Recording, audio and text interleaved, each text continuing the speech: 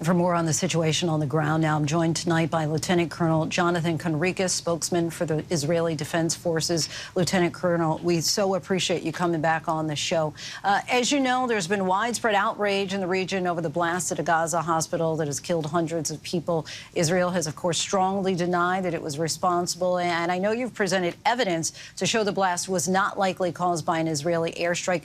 Do you plan to release any additional evidence or more of your intelligence to prove your case to the public? Good evening. Thank you for having me again. A pleasure. Frankly, I don't think that we should, and I don't think that the question is relevant anymore.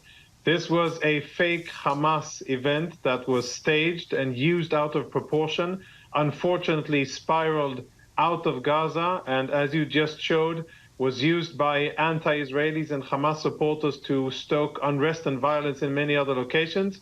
But really, any more evidence needed after we have shown, proven, and also the US has said that, yes, we've seen and we concur with the conclusion that it wasn't done by Israel. What else is needed? Shall we perhaps have the commander of the Islamic Jihad on air and say, yes, these were our rockets? Will that be sufficient evidence? The Israeli death toll is now higher than 1,400 since the terrorist attacks launched by Hamas last week. But since then, the Palestinian Health Ministry reports more than 3,000 deaths in Gaza. I know, of course, Israel has a right to defend itself. But at any point, do you think that a ceasefire should be on the table to try to avoid any more loss of Palestinian lives? Well, you know, the best and swiftest way to prevent loss of life in Gaza would be for the terrorist organization Hamas to surrender unconditionally, return our hostages, and put an end to the fighting. That would save a lot of lives and save us the trouble of going in and doing it instead. Unfortunately, it appears as if Hamas is very committed to continue to hold people in Gaza hostage and to continue to fire rockets at our civilians and continue to use the civilian infrastructure for their purposes instead of supporting the civilian population. So it's a very sad situation, one that we did not start and we didn't want, but one that we definitely intend to finish. So a ceasefire would be off the table? I have no information about anything about it, and I know that our orders are to dismantle Hamas. Israel has reportedly killed multiple leaders of Hamas in targeted strikes. Can you see any scenario where a full-scale ground invasion of Gaza would no longer be needed if more targeted operations of Hamas are successful? So the aim of the war is to dismantle Hamas militarily completely. However, that can be done with the minimal amount of casualties and the minimal amount of civilians affected. That'll be great.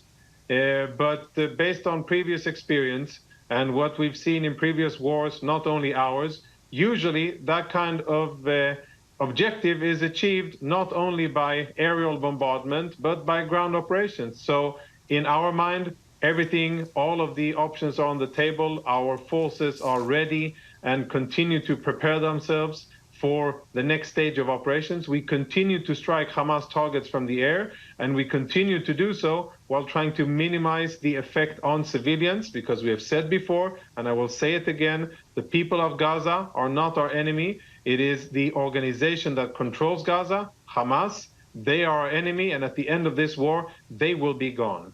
I want to play a video of a young Palestinian and a question that she poses. I have only one question.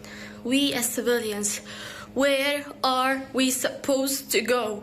We went to schools, they bombed schools. We went to the south, they bombed the south. Where are we supposed to go? Where is safety?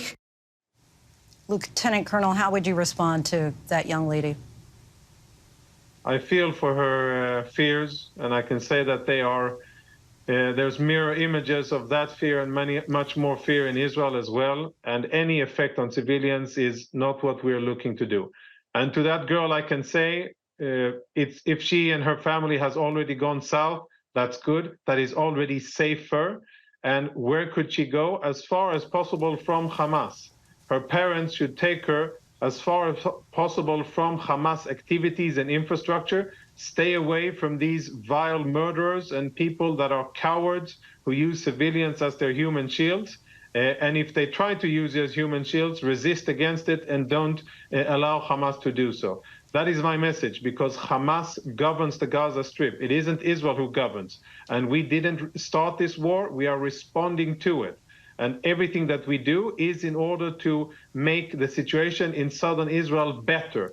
And I think also, if we'll come back to that lady in a few years, she'll be able to attest to it herself, that the situation without Hamas is much better than it was for the last 17 years that Hamas has been governing the Gaza Strip and created nothing but despair, poverty, war, and violence. Lieutenant Colonel Jonathan Conricus, we thank you once again for your time. Thank you.